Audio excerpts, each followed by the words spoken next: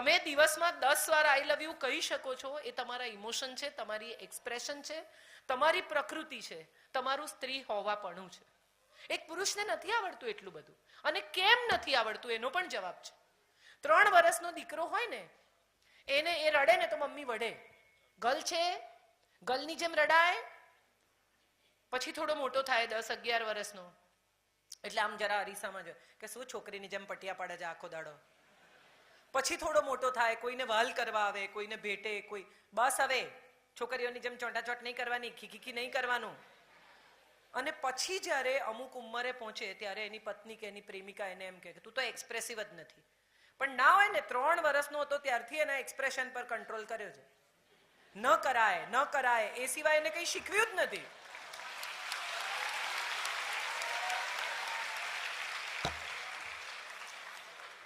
કેટલા બધા લોકો પોઝિટિવ થિંકિંગની વાત કરે છે, તમને બધાને ખબર હશે.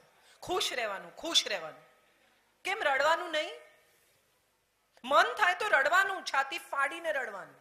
કેમ નહીં રડવાનું?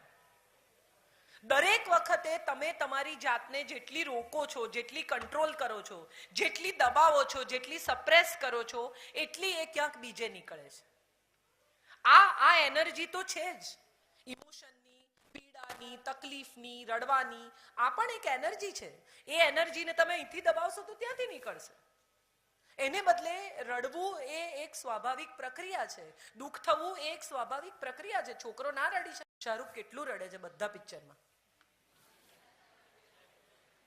એને પહેલી વાર કહ્યું, રાજેશ ખન્નાએ તો કહ્યું પુષ્પા આઈ હેટ ટીયર્સ. શાહરૂખે કહ્યું કે નો આઈ લવ ટીયર્સ. બદલાયો છે સમય. આ બદલાતા સમય સાથે એક્સપ્રેશન પણ બદલાવા જોઈએ, જિંદગી બદલાવી જોઈએ, અનુભૂતિ બદલાવી જોઈએ, અભિવ્યક્તિ બદલાવી જોઈએ.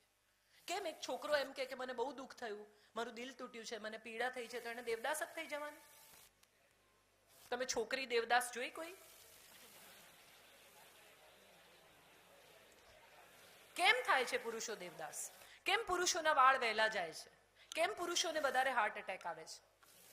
કેમ પુરુષોને વધારે બ્લડ પ્રેશર કે ડાયાબિટીસની સમસ્યાઓ થાય છે? કારણ કે એક્સપ્રેસ નથી કરતા. જે વસ્તુને તમે દબાવો છો એ તમારા સાયકોસોમેટિક ડિઝીઝમાં, તમારા ફિઝિકાલિટીમાં બહાર નીકળે છે. કેમ પુરુષો વધારે અગ્રેસિવ છે? કેમ સહેજ ટ્રાફિકમાં ઝઘડો થાય ને મારામારી કરવી પડે છે? This is the truth. તમે જ્યાં એક્સપ્રેશન દબાવશો ત્યાં બીજી બાજુથી નીકળશે. એને બદલે ઇઝી એ છે કે દુઃખ થાય તો દુઃખની જ વાત કરો, પીડા થઈ હોય તો પીડાની જ વાત કરો, તકલીફ થઈ હોય તો કહો કે મને તકલીફ થઈ છે, એમાં શું ખોટું છે? મર્દ હોવું એટલે ઇમોશન કંટ્રોલ કરવા? ના. મર્દ હોવું એટલે સાથે હોય છોકરીની રક્ષા કરવી. મર્દ હોવું એટલે એટલા નાજુક હોવું કે તમારી પત્નીની, તમારી પ્રેમિકાની વાત તમે વગર કહે સમજી શકો. આ માઇનની જેમ તમારી અંદર એ અતિશય નાજુક હૃદય હોય અને તમારું શરીર બળવાન હોય તો તમે સાચા મર્દ છો. મર્દ એટલે કે ખાલી મુક્કાબાજી કરી શકે નહીં. મર્દ પથારીમાં પ્રૂવ નથી થતો, મર્દ બાકી બધી બહુ જગ્યાઓએ પ્રૂવ થાય છે, અને થવું જોઈએ. મેડમ જી, મારો ક્વેશ્ચન જે છે કે તમે માતા પિતા વિશે કીધું, બરોબર? તો હવે બધાય કવિ એમ માતા વિશે જ કેમ કવિ લખે છે, પિતા વિશે કઈ? ના, બહુ બધા કવિઓએ લખ્યું છે પિતા વિશે. એક આખું પુસ્તક છે. તો બહાર કેમ નથી પડતા? બહાર સોશિયલ મીડિયામાં, વ્યવહારમાં કેમ આવતું જ નથી? આવે છે, બહુ સરસ રીતે આવે છે. તો આટલા લોકોમાં જોઈ લ્યો, પૂછી લ્યો કે એક છોકરાએ કે છોકરીએ પૂછેલું, જોયેલું હોય, વાંચેલું હોય. એ તો એના જ્ઞાનનો અભાવ છે બેટા. આવતું નથી એવું ના કહેવાય. મેં ચાઇના જોયું. એક સેકન્ડ. મેં ચાઇના જોયું નથી એટલે ચાઇના છે જ નહીં એવું ના હોય બેટા. વાત નથી મેડમ. તો કેમ? તો કોક તો ઇન્ટરેસ્ટેડ હોય ને કે કોક. હવે એ તો તમારે શોધી કાઢવાનું કોણ ઇન્ટરેસ્ટેડ છે. બાકી થેન્ક યુ પપ્પા નામનું એક પુસ્તક. મેડમ, મને બોલવા દે દીકરા. તે સવાલ પૂછ્યો ને, પછી જવાબ સાંભળવાનો. આપણે માત્ર સવાલ પૂછવા ઊભા નથી થયા, જવાબ પણ સાંભળવાનો. થેન્ક યુ પપ્પા નામનું એક બહુ જ સુંદર પુસ્તક છે. લવ યુ ડેડી નામનું એક બહુ સરસ પુસ્તક છે, જેમાં ઉત્તમ લેખકોએ પોતાના પિતા વિશે લખ્યું છે. પિતૃવંદના નામનું એક બહુ જ સુંદર પુસ્તક છે. મારા પપ્પા નામનું એક પુસ્તક છે, જે બહુ જ, આ બધા સારામાં સારા ગુજરાતી ભાષાના લેખકોએ પોતાના પપ્પા વિશે એમાં લખ્યું છે. અંકિત ત્રિવેદીની જ એક બીજી કવિતા છે, જીવનના કુરુક્ષેત્ર વચ્ચે જે કહે છે ગીતા એવા મારા પિતા. એવું નથી, બહુ બધા લોકોએ લખ્યું છે, મને અત્યારે બધા યાદ નથી. લાભશંકર ઠાકરની એક બહુ જ સુંદર કવિતા છે જેનું નામ બાપા છે. બહુ જ સારા લોકોએ, બહુ જ બધા લોકોએ લખ્યું. તો પોપ્યુલર કેમ નથી થતું? આ બહાર કેમ આ 1200 સ્ટુડન્ટ છે તો એકેય જણાને વાંચેલું નથી વ્યવહારમાં કોઈ. હું 18 વર્ષનો થયો છું, અત્યાર લગી મેં પિતા વિશે કવિ વાંચેલી નથી ક્યારે. શોધી કાઢ, મળશે. હા, કેમ નથી એ પૂછવાનો અર્થ નથી. નેટ પર જઈને પૂછો કે પોએમ્સ અબાઉટ ફાધર, પુષ્કળ મળશે. સૂર્યકાંત ત્રિપાઠી નિરાલાએ બહુ જ સુંદર કવિતા પોતાના પિતા વિશે લખી છે. અમિતાભ બચ્ચને બહુ સરસ લખ્યું છે પોતાના પિતા વિશે.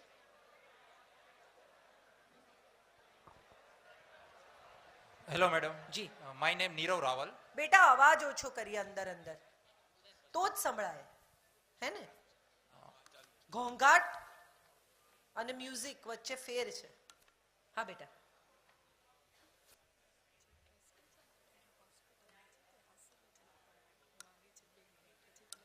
હા હા જરૂર.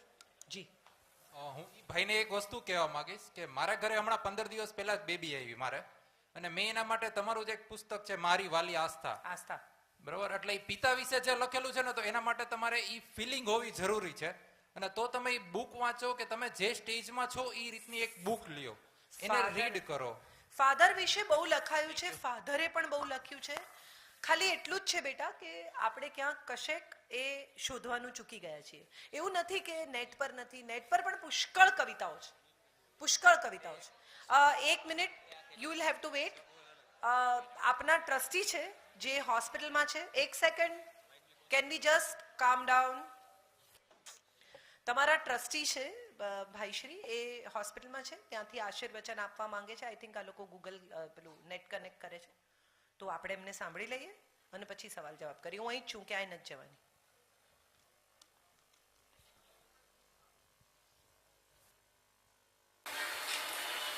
હરિવંશના પરિવારના તમામ સભ્યો તથા વિદ્યાર્થી મિત્રો, ગયા વર્ષે આપણે કાજલબેન ઓઝાનું ઘણું પ્રેરક અને સમાજલક્ષી, સમાજને આપણે ક્યાં હેલ્પ થઈ શકી એના માટે મોટિવેશન હરિવંશના પરિવારને પૂરું પાડ્યું.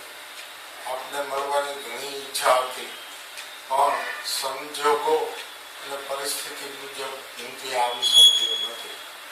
ખાસ આ તબક્કે આપને એટલું જણાવવાનું કે ગયા વર્ષે આપણે મણિયા રોલ રાખ્યો હતો, આ વર્ષે હેમુગઢ રોલ રાખી અને હરિવંશના પરિવારની સગવડતામાં આપણે વધારો કર્યો છે.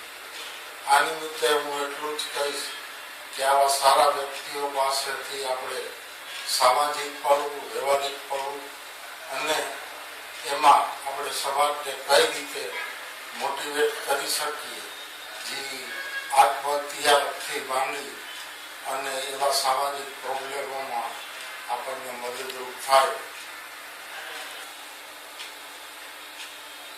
આપનો આ લાઈવ પ્રોગ્રામ હું હોસ્પિટલમાં બેઠા પણ જોઉં છું અને આ આપને સંદેશો આપ સુધી પહોંચે એવી મારી વિનંતી હરિવંશના પરિવારના મોભીઓ તથા સ્ટાફ મિત્રોની જહેમતને આપણે બિરદાવી અને વિદ્યાર્થીઓ શાંતિથી આવા કાર્યક્રમો રચે એવી વિનંતી. દાંપત્ય જીવન ને પ્રેમ ઉપર ઘણું લખેલું છે, તમારો મધુરીમાં લેખાય આવતો એકબીજાને ગમતા રહીએ. હજી આવે છે? હા, એટલે એ હું વાંચતો જ અને બને ત્યાં સુધી વાંચવાની ટ્રાય કરું છું. મારો પ્રશ્ન એ છે કે મેં ઘણા સફળ પ્રેમીને જોયા છે કે જેને કોઈથી બે પાત્ર છે બીજા કોઈ છે વિચાર્યું ન હોય, છતાંય સફળ પ્રેમી હોય, સફળ દંપતી કેમ નથી બની શકતા? એના કારણ શું?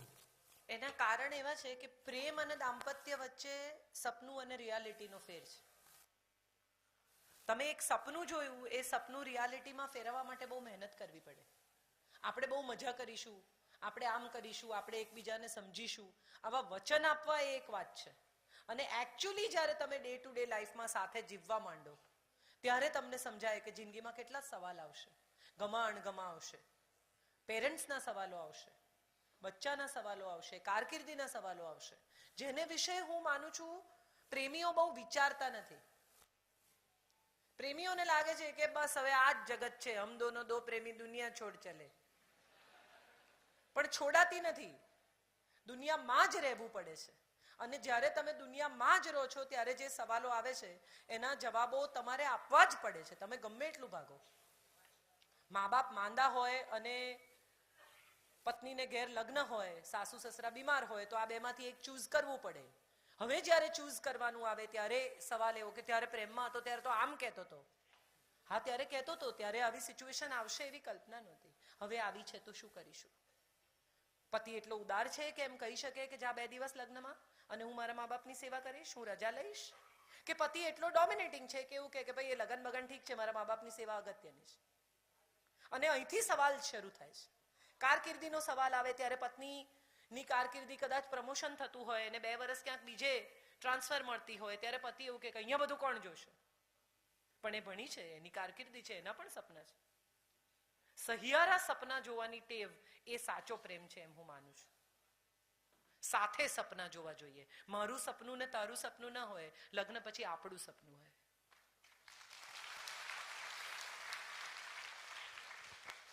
અને જે લોકો એ નથી કરી શકતા એ બધાના લગ્ન તૂટ્યા છે.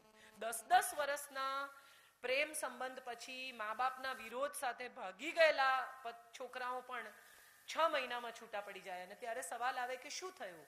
પણ એ 6 મહિનામાં છૂટા પડે ત્યારે જ રિયાલિટી સામે આવી છે. ત્યાં સુધી તો સારામાં સારા કપડાં હતા, સારામાં સારું પરફ્યુમ હતું, રેસ્ટોરન્ટનું ટેબલ હતું, અથવા બગીચો હતો, અથવા બાંકડો હતો, અથવા ગલી હતી, અથવા અંધારું હતું. એ સિવાયનું કંઈ નહોતું. રસોઈ નહોતી, શાકભાજી નહોતા, દૂધ નહોતું, ફ્રીજ નહોતું, ઉભરાઈ જતું દૂધ નહોતું. બાથરૂમમાં પાણી આવશે કે નહીં આવે એવા સવાલો થશે. આવશે તો એક જ ડોલ હશે, બેમાંથી કોણ નાઈને જાય?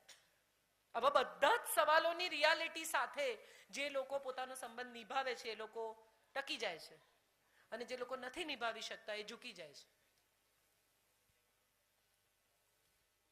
Good morning ma'am. અહીં એક રિક્વેસ્ટ છે. હા બેટા. કે ગોલ અને સ્વપ્નો વિશે તમારો વિચાર જાણવા માંગુ છું. શેના વિશે? Goal, dream. ગોલ અને સ્વપ્નો. ગોલ તો એ છે જે કરવા માટે તમે જન્મ્યા છો. ગોલ એ છે કે જે તમારું સ્પેશિયલ વર્ક છે. ગોલ એ છે કે જેને માટે તમને આ ધરતી પર પરમ પિતાએ, પરમ તત્વએ જન્મ આપ્યો છે.